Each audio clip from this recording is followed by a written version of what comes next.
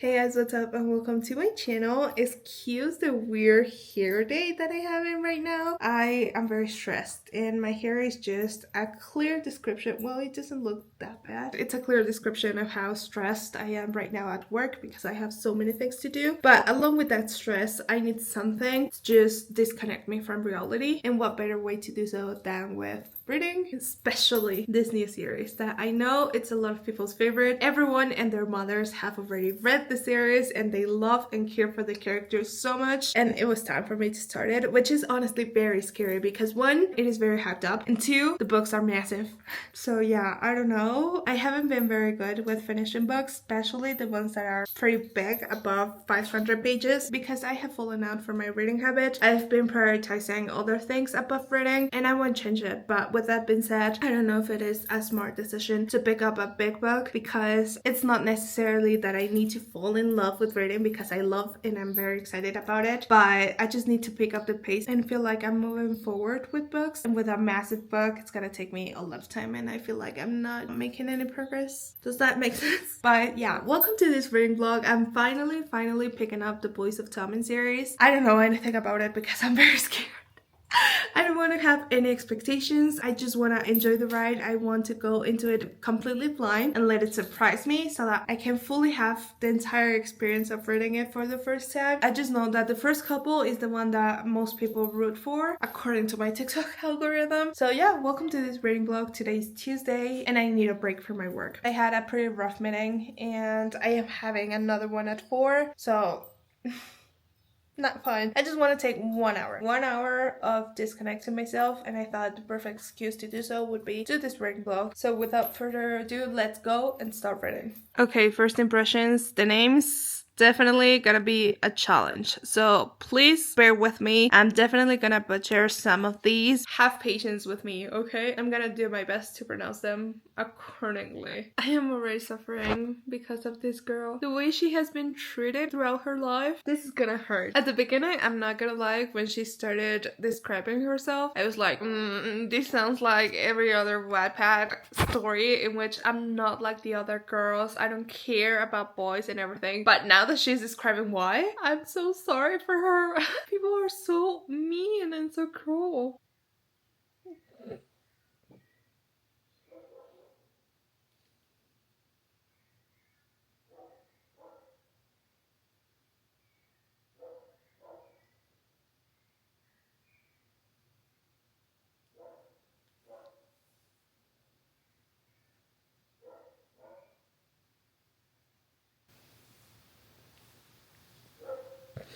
Pinche madre, es lo que se metió. If I had read this book in secondary school or even in high school, this would have been my ultimate love story. These are definitely the type of romances that I used to love and eat up every single time when I was in middle school, that just made me fall in love with reading. And even until now, I'm 24 fucking years old, for God's sake, and I'm still giggling and kicking my feet and just falling in love with teenagers who happen to have a rough start, but they're still very close and you can see they're gonna care so much for each other. Some things just never change and I'm loving this so much. We'll see at the end how the character development goes, but yeah, this was definitely the type of stories I would eat up every single time when I was young.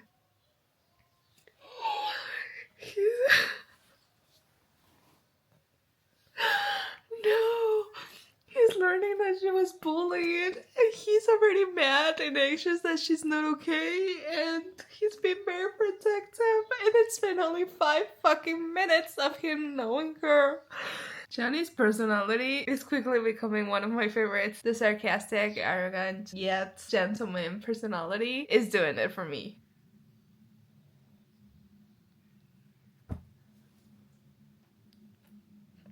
He fell for her. He already fell for her. 6% into the book and I'm already in love with them. He goes, she opened her eyes and fucked me. I unintentionally sucked in a sharp breath. Jesus, this girl was beautiful. I had noticed it earlier, of course. She had a striking look about her. But now, seeing her up close like this and being able to count the freckles on her face, 11 by the way, it was hitting home just how striking she was.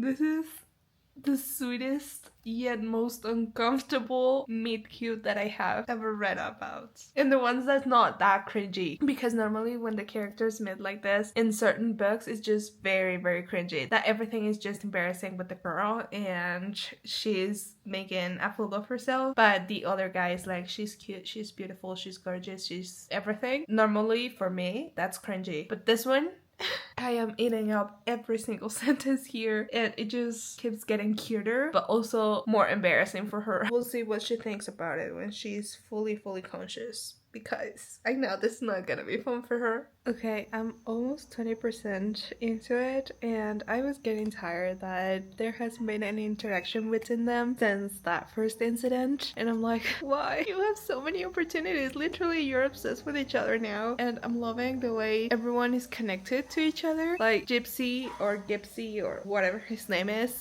best friends with Johnny and Hughie. This guy right here, they're best friends, and Hughie is Claire's brother and Claire is Shannon's best friend, and also Gipsy is liking Claire so much, and everyone knows each other except Shannon and Johnny, and they're not talking, and so it's just so good yet so frustrating that they have had so many opportunities to just talk but they just don't. However, I know this is gonna be an amazing family. I'm already rooting for Gipsy and Claire, but yeah, I am at the part in which Hughie is talking to Johnny after Gipsy's 17th birthday. They're drunk and Shannon has come up to the topic, so he's finally curious, and since he's drunk, he's not masking indifference. He's gonna know about the horrible family and the protective instinct is gonna kick in. No. That's it? What? This author is just giving me crumbles regarding the relationship. It's just slow burn. I just can't. I just need one more interaction. I don't even want them to fall in love with each other in the next chapter. I just want them to talk, to just say hello at each other. Please approach each other. Let's go. I hate Ronan and he's about to get bitten the shit out of him. I want him to suffer. I want him to be in brutal pain. I hate him so much. ¿Qué? Pues es que no me cae bien. Veña, preciosura pulquis. Ahí estás. Ya, pero quieta. Quieta porque quiero ver cómo le pegan. It wasn't Johnny. It wasn't... No, I love this guy so much. Gipsy and Johnny, they have my heart already. Please let Johnny know about this. Please, I hope that he gets to know this. By the way, I am at the part in which Ronan tried to hit on Shannon. She was about to get down. Like, he was sounded like he was gonna rape her, honestly, in the bathroom. And Gipsy just appeared and basically took him out of Shannon's way. So... Johnny's there. Red alert, red alert.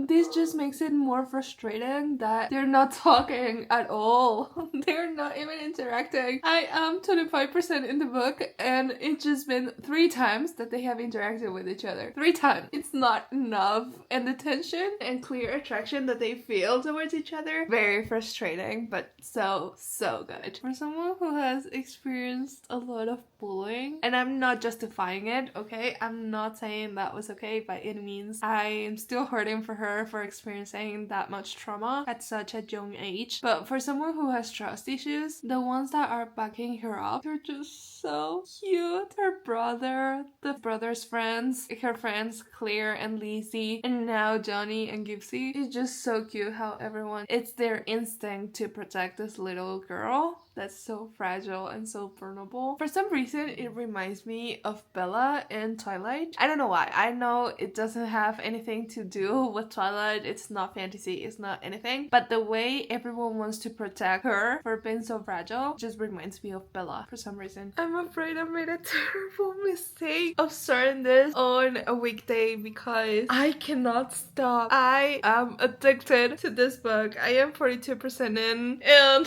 I keep promising promising myself that I'm just gonna read for another chapter and that's gonna be it. It is right now 6:49 and I haven't done anything regarding my work, and I really need to put myself to work today, but I just cannot put it down for the love of God, especially now that he called her his girlfriend in front of her bullies. If you know, you know. But as for context, they were having lunch at a bar and they were in the same place as Shannon's ex-classmates from her past school and her bullies, of course. And technically they started talking shit about Shannon. He heard it and he was pissed off. Like, seriously, since the moment he saw that they were looking at her badly, he was like, I want to kill someone. Just because Shannon is here, I'm containing myself. And I'm like, God, okay. And so right now he heard that one of the girls called Shannon a whore, and he was like, okay, go to the car, I need to talk to a friend. And Shannon's like, okay, bye. And Johnny went back to the group of girls and he was like, now, who wants to call my girlfriend a whore to my face? I am scared after what happened with the picture and Shannon's dad. I am scared of what the repercussions of this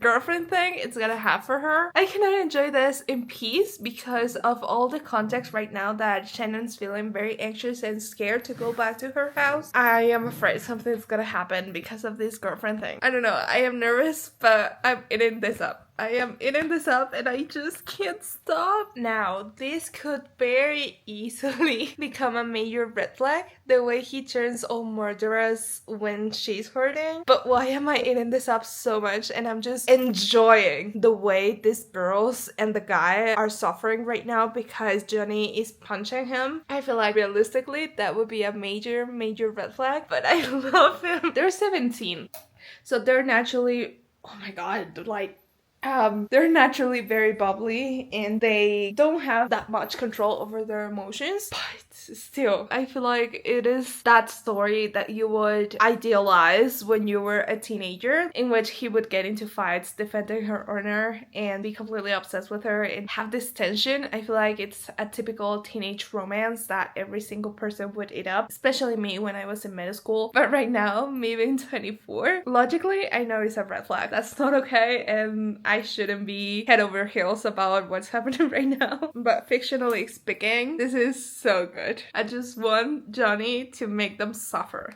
because of what they did to Shannon. Not an extended scene. Seriously, guys, I'm not kidding. 1, please look at the hour. 7, it is dark outside. I need to answer 62 emails or more. I don't even know my inbox anymore. I have 6% of battery. And I come up with an extended scene after Johnny invited her to the cinema. They're gonna have their first date. And I need to do something else besides reading. He's noticing the bruises that she has because of her father. I'm at the part in which Shannon is at Johnny's house because Johnny left his phone on her brother's car. So Joey drove to Johnny's house to drop it off, and Shannon is with them because it's her birthday. So she's bruised, and as much as she tried to cover the bruises up, he saw them. Thankfully, he's not believing her lies. It just hurts me the way Joey and Shannon are living right now. Of course, for her little brothers as well, but I haven't connected to them as much as I have connected with Shannon and Joey. So, yeah, it just pains me to see how they're living right now and the plans that Joey has to take her out of that shithole. It's just such a nice brother. It was about time that he knew what the fuck is going on with Shannon. But the fact that he's not afraid of confronting her brother about it, he's like, I cannot let this happen. Even though he's her brother, I need to know. And he goes, something's happening to her and I want to know what it is. Why? Because I want to fix it. Why? Because no one should be putting their goddamn anything on her. What did she tell you? That she fell over Legos? Fell over Legos, my ass. Fell into a fist was more like it.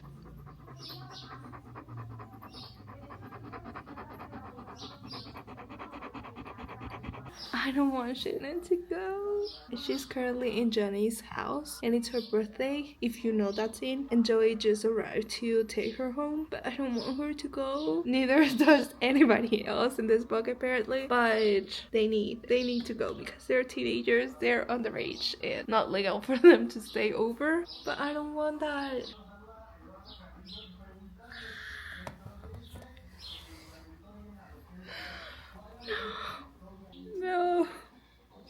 the way this hurts. I watch him take her away from me. Dude, you're 18. This is not.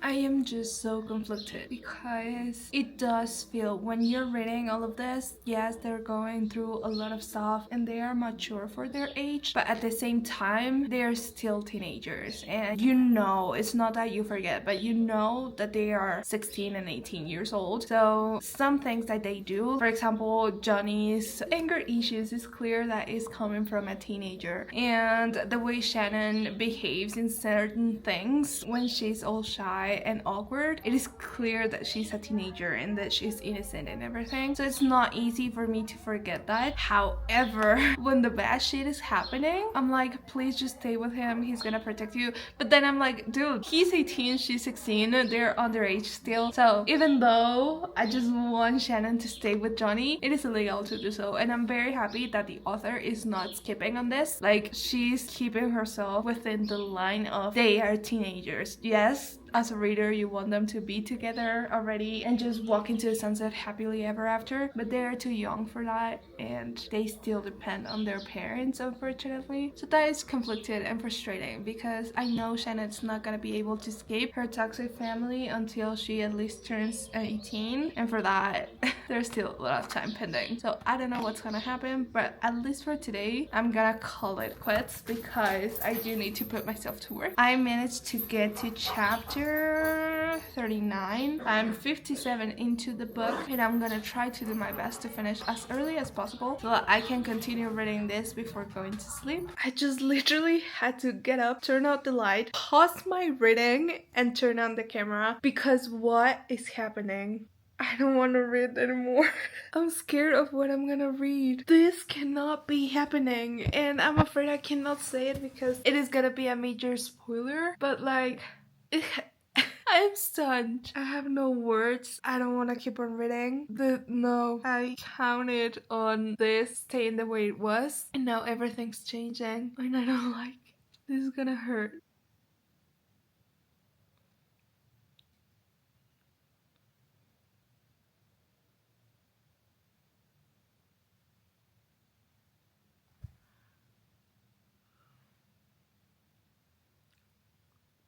That's it. You're gonna leave me like that. She's gonna die. Okay, I am back and I noticed I forgot to give you the context. I'm determined to finish this book today. Have I worked? No, but it is Friday, so I can be excused, right? I am 70% into the book and I have 6 hours left. Everything is just so emotional. To be teenagers, they're going through a lot of shit and I'm eating this up. I am currently in chapter 47. I'm in Johnny's POV and I want to know what the fuck is gonna happen with the kiss.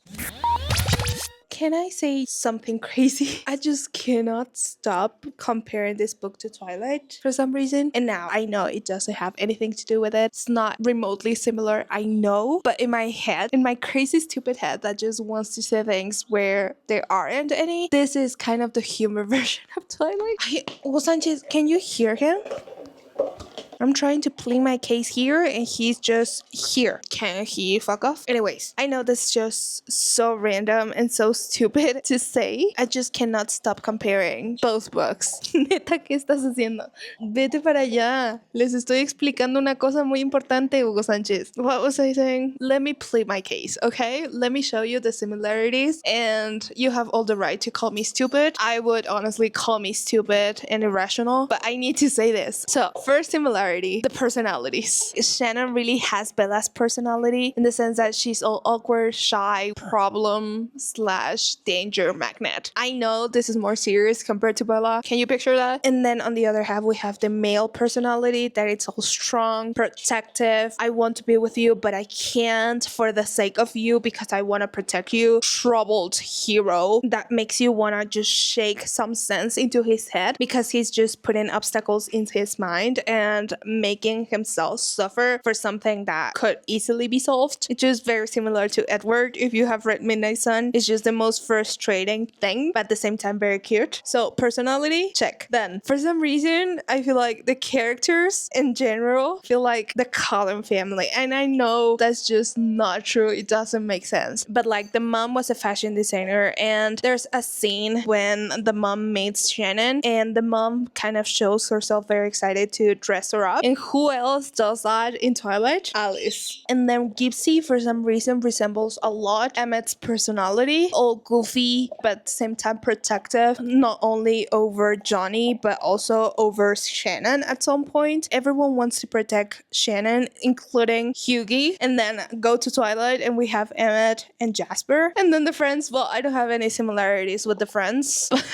But okay, you get what I mean. And then there are a lot of scenes that I'm just like, that happened in Twilight. So we have the sports scene in which Shannon is playing soccer and she's like being tossed around because she cannot play. We have the volleyball scene in Twilight. And then we have the sudden humor changes of Johnny that are just very similar to Edward when he gets frustrating about Bella being careless. Excuse me. And then we have a specific scene when Edward rescues Bella when she was about to get raped in Port Angeles. He's like, please distract me so that I do not go back and kill those guys. Afterwards, they just connect to a deeper level because Bella knows that something's happening to Edward that's just not human. I feel like a very similar scene happened with Shannon and Johnny when Johnny takes Shannon home for the first time and Shannon's like, I know you have something in your thighs, you're limping, I know there's something wrong with you. And he gets all like, you don't know what you're talking about. It just gave me the same energy. And yeah.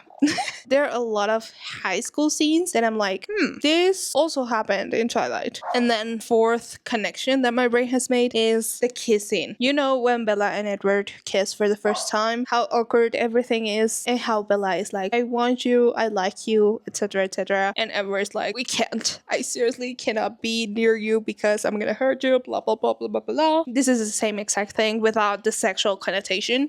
She's like, but I like you and you like me, what's gonna happen? And he's like, yeah, I more than like you, but we can be together because I'm gonna hurt you, I'm leaving, and I cannot do this. The same exact thing. Also, another similarity, the weather. It is always freaking raining and cloudy and sad. You know which other place is rainy, cloudy, and sad 24/7? Forks, Washington. Yeah, I just cannot stop finding the similarities. I'm sorry. Again, I know this is so random and doesn't really make sense. I know everything is just on my head, but at the same time, really, they give me the same energy in the sense that he's just obsessed. That could be a red flag level obsession. And in Twilight, they're technically the same age. I think Edward's 18, Bella is 17, I think. Similar-ish, and I just cannot stop thinking about that. Call me stupid, please. By all means, I just wanted to share this with you, and thank you so much for hearing me talk. Let's continue with our regular programming. Not Claire having the same exact reaction I had to Shannon and Johnny kissing. She's flipping out, enjoying every single moment, going from hate to love to embarrassment so quickly, just like I was while reading that scene. This is just too funny. Okay, now we have Gypsy's reaction to the situation, and we know this is gonna be good.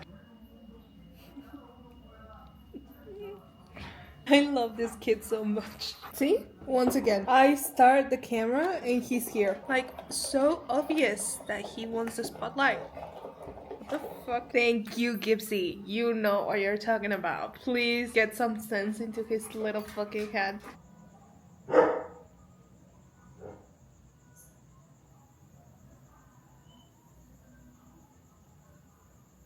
You know what? I'm getting very tired of these fighting scenes. Every single chapter, Johnny is fighting someone. And I feel like I sound like a broken record saying this, like they're teenagers and I understand it's just hormones and typical teenage behavior. But like, I'm growing very tired of this. I have to complain about this and please don't hate me. I am not making this complaint my entire opinion of this book. I still am loving it. But one, Johnny's fighting and anger issues are really driving me insane. He responds to everything. Like, for the simplest comment, he answers aggressively. He has no patience, and for everything he's fighting, and for everything he goes physical. It's just very frustrating. And again, I understand that they're teenagers because I have lived that teenage drama that used to happen when I was in middle school and even in high school. Now that I look back, it was like so fucking stupid, and everything would be like, yeah, I'm gonna fight it, and yeah, she's a bitch, and everything everything was just such a big deal. But I am how many chapters in? I am 55 chapters in. And let's say in 45 of them, Johnny has been fighting everyone. At this point, it is very tiring and very predictable how Johnny is going to react. And also Shannon, I know she's full of trauma, she's full of fear in her brain, but like, goddamn girl, for everything she's running away. Either she cries, she escapes and makes everyone notice that she's running away. I don't want to say this because I know it's gonna sound bad, but I feel like she's causing too much drama for every little detail. Yes, she's been bullied. Yes, she's been abused. Yes, she has a lot of very strong trauma. I understand that. But for example, there was a scene in which they were just messing around with her in the locker room or something like that with some girls that were gossiping about Johnny, and they knew about her relationship with him, and they were just messing around, and she literally bolted out of the locker room because she got very anxious and she puked her guts out. Like, girl, I don't know, and please don't take this the wrong way, but after 55 chapters, her response is always the same. Either Shannon cries and bolts out, or Johnny starts a fight. Not him dedicating she will be loved by Maroon 5 to her. They're in the bus right now, and they're shamelessly flirting with each other. Also, I look very bad. I'm getting bold. Look at that. Ew. You know what? Don't look at that. By the way, let me show you something. Just because I cannot stand up right now.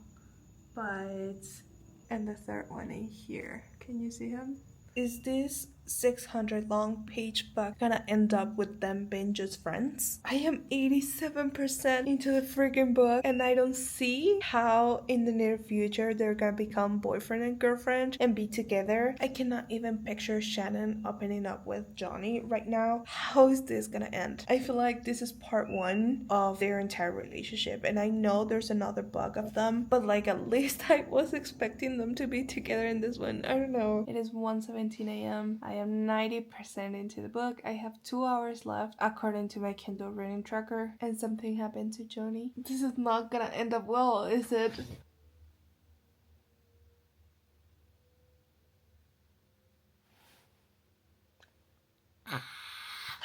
They guessed. Let's go. 562 pages for them to finally have a proper kiss.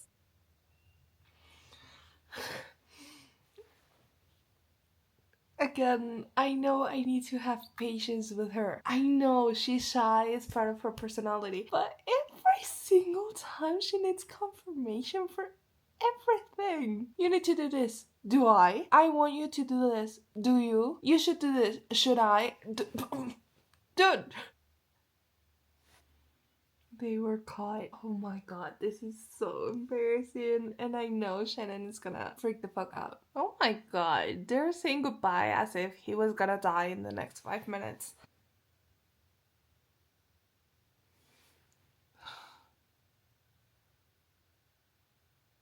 Que no.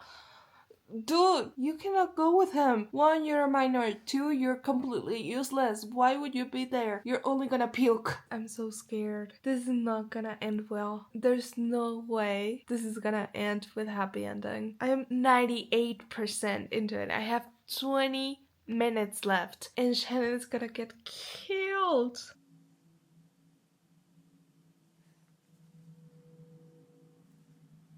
No!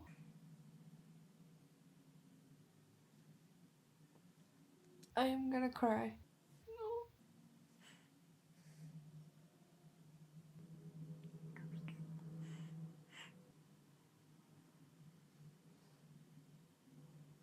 No, Mom.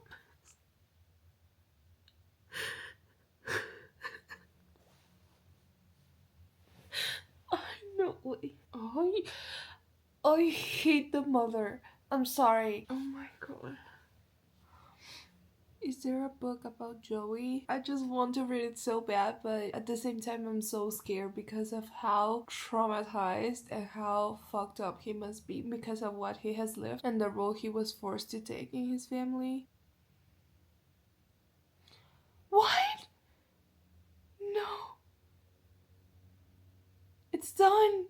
No, you cannot leave me like this. I feel like, I don't know what I feel.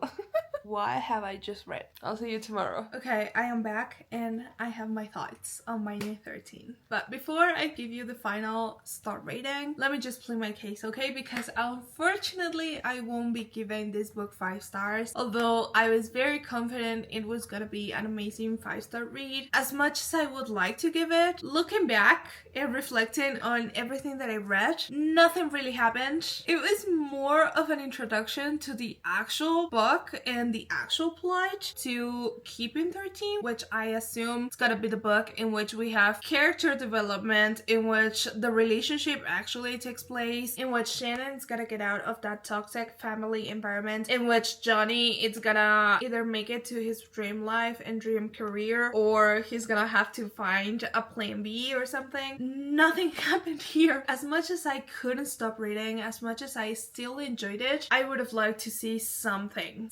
more. Either the relationship being started here or some progression regarding the toxic relationship between Shannon and her parents, but nothing. You have to really read this with a young adult mentality, but still it's very easy to like, very easy to read, very easy to enjoy, and you can very easily fall in love with the characters and connect with them. But like, they ended in the same exact point in which they started. It was different but the same. You get what I mean? I still was left waiting for a major plot twist to happen and it never came. Yes, it left me hanging and wanting to keep on reading the series, especially Keeping 13, to see if they end up together. But to have read 600 pages and still be left with, yeah, but what else? No, sorry. Yes, I would definitely recommend it just to get to Keeping 13. Part 1 was like get to know the characters so that in part 2 you can suffer with them. I am gonna give it 4 stars, which is not bad. I still really enjoyed it. Would I continue this series? Yes, but right now I just need a palate cleanser. I actually already started Book Lovers, which is the book that I was reading in my Puerto Escondido vlog, but I only got to 40 pages of that book. But afterwards, I'm definitely going back to this one because I need to know what happened with Shannon and how she's gonna get out of that. Would you say you can judge the entire series based on Binding 13? No, but overall I really liked it. 4 stars for me. And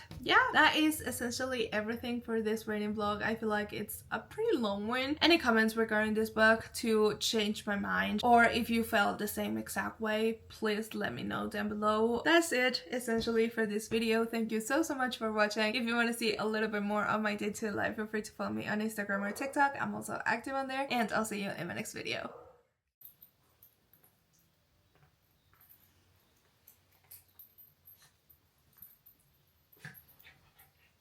They're always fighting. Oh, what the fuck is it? You want? Okay, shut the fuck up.